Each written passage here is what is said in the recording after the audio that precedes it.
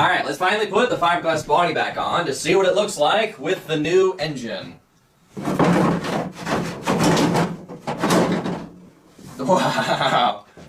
Wow, that looks awesome. In the original setup, this looks more like an engine-swapped Baja bug, a true engine-swapped Baja bug. So, even though the engine is sticking out pretty far out of the back of the...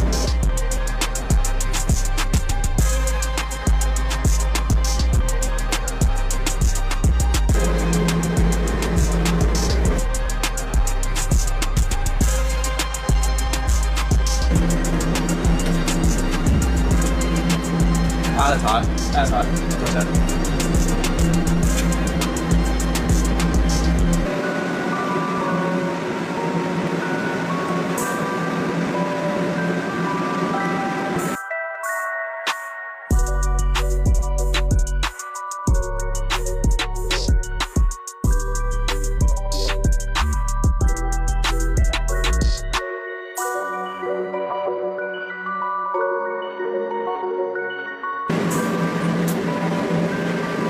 Yeah, I definitely think this looks awesome. Having pre-bent 90-degree elbow pieces of stainless tubing makes it a heck of a lot easier.